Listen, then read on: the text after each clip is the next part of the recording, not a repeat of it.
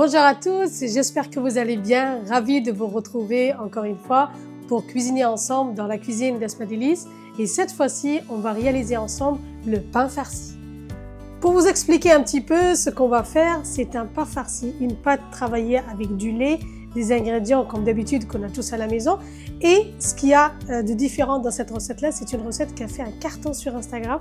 Tout le monde l'a réclamée et aujourd'hui, je vais vous la donner avec tous les détails, tout ce qu'il faut faire pour réussir un très bon pain farci qui va vous servir si vous faites le ramadan pour la période du ramadan ou autrement, vous pouvez le faire comme goûter, comme repas qui peut être vraiment un repas complet avec une petite salade à côté. Là maintenant, vous le savez, j'ai pas besoin de vous le répéter, suivez la vidéo du début jusqu'à la fin pour ne rien rater. Les étapes sont très importantes, sans trop parler, on enfile les tabliers et go la recette. Donc je vous ai habitué, les recettes que je fais généralement, j'essaie de faire au maximum pour que ça soit vraiment très simple et aussi avec les ingrédients qu'on a tous à la maison. Alors aujourd'hui, on aura besoin de la semoule extra fine spéciale pain, de la farine T45 ou T55, ce que vous avez à portée de main, du sel, de la levure, un peu de sucre, le lait tiède et puis de l'eau à température ambiante et aussi de la farine pour compléter la recette. De toute façon, comme d'habitude, vous allez trouver tous les ingrédients juste en bas dans la description de la vidéo. Ici, on suit la recette, on suit les étapes et puis les ingrédients, vous les aurez en bas tranquillement. Quand vous voulez faire votre recette, vous y allez et vous commencez votre recette sans aucun problème. Alors, faire en premier, c'est activer la levure. C'est très important. Peu importe la recette, pensez toujours à activer votre levure avant de commencer. Là, ce que je vais faire, je vais mettre le lait tiède avec l'eau dans mon récipient, comme ceci. Et puis, j'ajoute la levure et le sucre pour nourrir la levure. Voilà. Je vais mélanger ces ingrédients-là. Comme vous voyez, je vais mettre juste 7 secondes. C'est très important avant de mettre la farine et la semoule.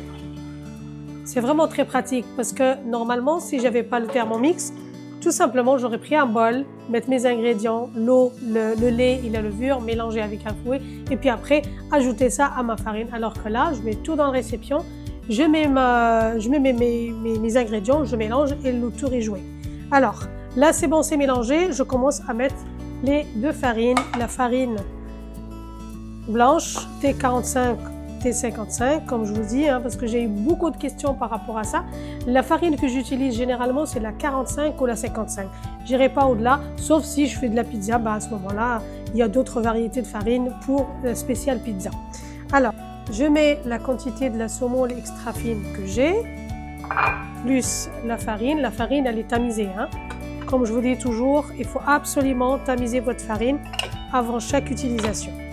Alors, je ferme et je vais faire tourner, histoire de mélanger les ingrédients. On ne va pas pétrir pour l'instant, c'est très liquide, vous allez voir. Je vais vous montrer tout de suite. Là, je vais mettre juste à 6 secondes.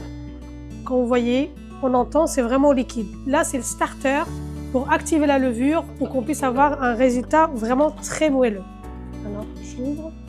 Je rajoute juste quelques secondes en plus. Comme vous voyez, là, c'est vraiment liquide. Je vais laisser poser 10 minutes. Je vais le couvrir, je vais mettre le couvercle. Je vais laisser poser 10 minutes et puis après, on se retrouve pour l'étape suivante. Alors, 10 minutes passées, je vais venir rajouter le reste de ma farine. Regardez, hop, comme ceci. Et puis, j'ajoute le sel. Et je ferme mon Thermomix et je laisse tourner en premier temps 3 à 4 minutes. Et puis on se retrouve pour voir le résultat et la texture de la pâte qu'on va avoir. Après 6 minutes de pétrissage, regardez la texture de la pâte, vous devez avoir cette texture-là. Elle est vraiment super belle. Moi, sincèrement, je vous le dis clairement, je suis bluffée par le pétrissage du Thermomix. Il est très performant. C'est un avis sincère. Moi, je fais beaucoup de pain. C'est ma passion. Et je peux vous dire clairement, il peut faire du bon pain. Le pétrissage, il est vraiment au top. Et voilà la pâte, regardez la texture que vous devez avoir. Hein, c'est pas que le chrono qui compte dans une recette, mais c'est surtout regarder la pâte. Au moins, vous avez une idée sur la texture. Là, je vais la mettre dans un bol. Je vais la laisser lever pendant 1 heure. Et puis nous, pendant ce temps-là, on ne va pas perdre de temps. On va aller préparer notre farce. Là, je suis passée côté fourneau pour préparer la farce. On va faire une farce à la viande hachée. Après, du moment où vous avez la pâte, vous pouvez mettre la farce que vous voulez. Libre à vous de choisir la farce qui vous convient, qui correspond au goût de vos familles sans aucun problème. Là, je vous donne juste un exemple et puis après, vous faites quand vous voulez. Alors, je commence par mettre de l'huile avec une cuillère. Vous voyez, c'est de l'ail que je prépare à la maison. Et je mets mes oignons, comme ceci.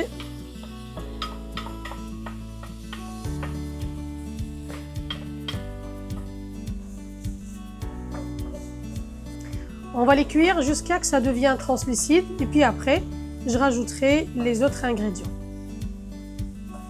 Et là, je vais rajouter la viande hachée. Je vais écarter les oignons sur le côté. Je bouge un peu ma poêle, histoire qu'elle soit sur le feu directement et que les oignons soient sur le côté. Et je rajoute mes steaks. Là, c'est des steaks que je fais maison. C'est de la préparative. Comme je vous ai dit, hein, j'ai plein d'idées, plein d'astuces à partager avec vous. D'ailleurs, n'hésitez pas à me dire dans les commentaires si vous voulez que je partage avec vous tous les préparatifs que je fais, tout ce qui est persil, de l'ail et même tout ce qui est viande, comment j'organise mon frigo, comment j'organise en fait ma cuisine pour que je puisse être efficace et moins fatiguée. Je vais essayer d'écraser mon steak. Regardez, il ne cuit pas avec les oignons, il cuit vraiment à part. Comme ça, vous allez avoir un goût vraiment prononcé que quand vous le mélangez avec l'oignon. Là, l'oignon, il est sur le côté. Ma poêle, comme je vous ai dit au début, hein, je répète, mais voilà, pour que l'information passe. Là, le steak, il cuit vraiment à part. Là, je vais mettre du sel dessus avec un peu de poivre et du paprika. Et là, j'ai pris un cube de persil, de coriandre que j'avais dans mon congélateur. C'est de la préparation aussi. Je le mets sur le côté, je le laisse fondre tranquillement. Et moi, je m'occupe toujours de mon steak. J'ai mis du sel, du poivre avec un peu de paprika fumé. Et là, je peux mélanger parce que mon steak est quasiment cuit. Je mélange le tout.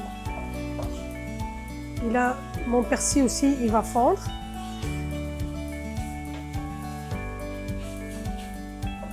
Je vais rajouter les poivrons. Je rajoute un petit peu d'huile et puis je mets les poivrons comme ceci. Et ça, c'est une technique que j'utilise souvent. Les ingrédients, je ne les cuis pas ensemble au début.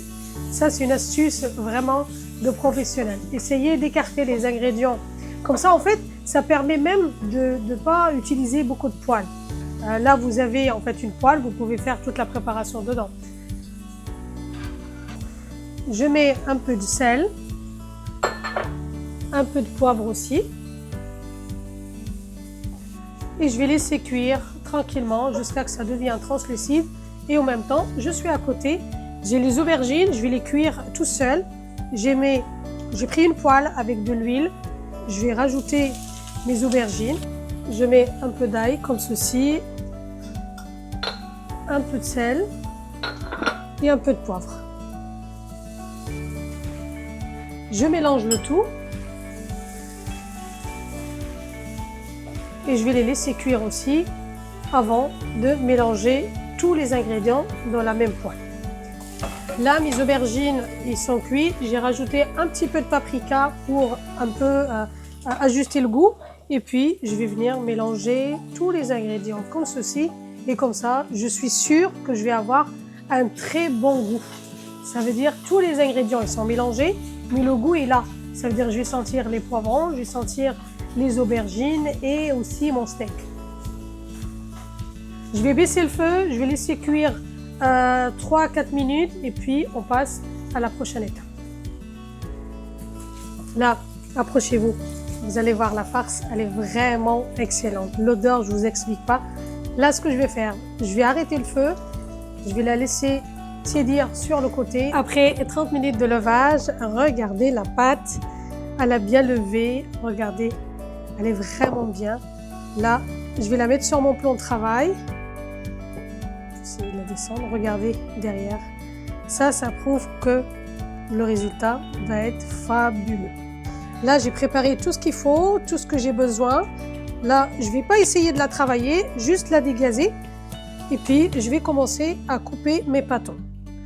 Là, je la coupe en deux déjà. Comme ceci. Et puis, je vais faire des pâtons. Vous pouvez peser aussi, hein. Mais moi, je vais à l'œil, parce que j'ai l'habitude. Hop. Je coupe la totalité. Là, je vais former des boules, des pâtons comme ceci, et je mets sur ma plaque. Regardez, j'essaye de les former comme ça. Et puis dans la small. Et puis sur la plaque. Comme ça, on a un travail organisé. On s'en fout pas de partout et en même temps, on sait où on va. Toujours l'organisation, c'est la clé de tout. Ça, c'est un conseil. Si je vous donne un conseil dans la cuisine, après des années d'expérience, essayez d'être organisé en cuisine. Des fois, on se dit oui, c'est pas grave, mais si on commence par réfléchir à tout ce qu'on fait et tout penser avant de commencer chaque recette ou chaque préparation en cuisine, on sera vraiment moins fatigué et beaucoup plus efficace. Je finis tous mes pâtons et puis on se retrouve dans la prochaine étape. À tout de suite.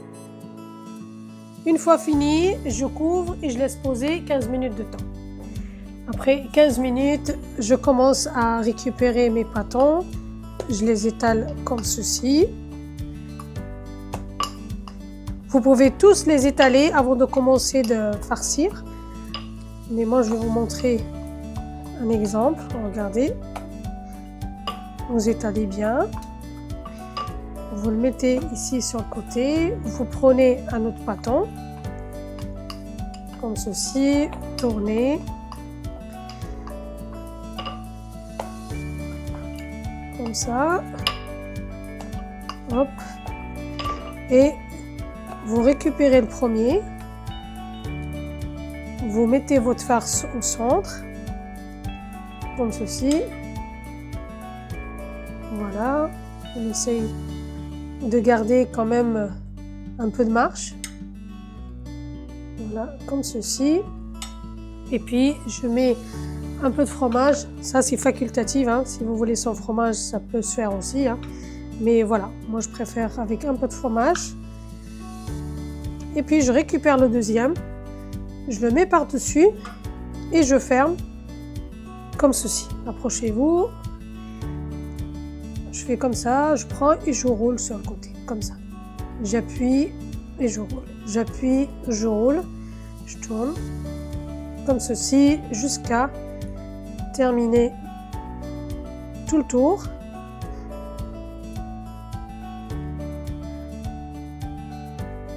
Ça fait un joli design aussi, hein. Hop. Voilà, jusqu'à la fin. Et puis après, je viens étaler un petit peu, hein. Si vous voyez que c'est pas bien fermé, vous n'hésitez pas de bien fermer votre pâte. De toute façon, ça risque pas de sortir comme ça. Et voilà, on peut dire que notre pain farci est prêt. Et avoir fini, je couvre et je laisse poser 15 minutes de plus. Et puis, on se retrouve dans la prochaine étape. Après 15 minutes, j'ai pris un œuf avec quelques gouttes de sauce soja et un peu de crème que vous pouvez remplacer par du lait, hein. Je vais badigeonner mes pains farcis comme ceci. N'oubliez pas les côtés aussi. Voilà. Là, ça va donner une jolie couleur dans le four. En même temps, là, j'ai allumé mon four, je l'ai préchauffé à 180 degrés. Là, ça fait quasiment 10 minutes qu'il est allumé. On a besoin d'un four bien chaud. Et puis, je vais les enfourner. Ça prendra entre 20 à 25 minutes de cuisson à surveiller, comme je dis à chaque fois, selon votre four. un peu de sésame par-dessus, comme ceci. Voilà.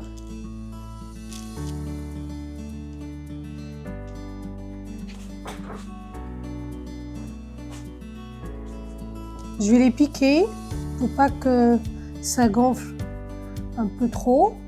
Ils vont gonfler, hein, mais on ne veut pas que ça soit trop gonflé. Comme ceci. Et puis c'est parti, direction le four.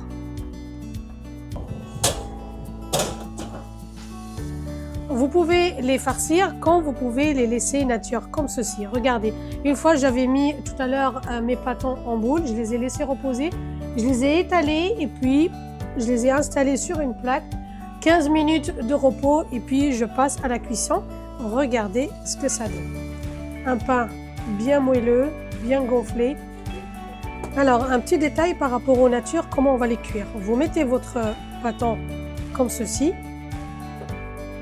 Et tout de suite, une fois que vous voyez que ça commence à gonfler, juste un petit peu sur les bords, vous le tournez, comme ceci. Voilà, et en permanence, pendant la cuisson, vous le tournez. Comme ça permet d'avoir une cuisson homogène. Je vais le retourner et regardez, il va gonfler de tous les côtés. Et on essaye de tourner à chaque fois, comme ça permet d'avoir une cuisson homogène comme je vous ai dit. Là, il va gonfler encore plus. Voilà, c'est le résultat qu'on veut. Cette pâte, elle est faite pour être nature, comme farcie, comme je vous ai dit, mais les deux, ils sont excellents. Là, j'en ai cuit quelques-uns, regardez. C'est vraiment magnifique.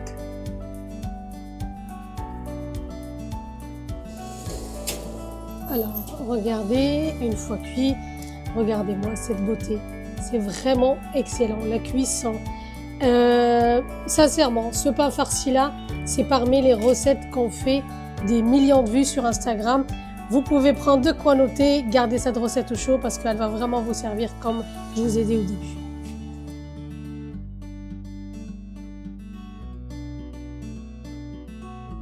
Je les ai installés sur mon plateau. Regardez la cuisson. C'est vraiment délicieux cette recette-là. Quand vous allez l'essayer, vous allez l'adopter. Là, j'ai mis, en fait, là j'ai installé la première fournée et la deuxième fournée des pains farcis. Et là, j'arrive avec les autres qu'on a fait nature. Deuxième fournée, regardez ce pain. Et sincèrement, je vous laisse juger. Regardez, vous pouvez le farcir quand vous voulez. Vous pouvez le manger aussi nature. Et regardez le pain farci. Alors, cette recette-là, vous allez l'adopter. Je suis persuadée. Regardez l'intérieur, le moelleux. Vraiment, ça peut accompagner vos salades. Ça peut se manger aussi pour le soir avec une soupe. C'est vraiment génial. Regardez-moi ça. Ça donne envie de passer à table tout de suite. Et voilà, j'espère que la recette d'aujourd'hui vous a plu. Si c'est le cas, n'hésitez pas à vous abonner et laissez un petit pouce si le contenu vous plaît, bien sûr. Et laissez vos messages, posez-moi vos questions. D'ailleurs, je suis très réactive, j'ai lu tous vos messages qui font vraiment chaud au cœur. Merci beaucoup pour votre soutien. Merci d'avoir visualisé la vidéo jusqu'ici et je vous dis à la prochaine vidéo.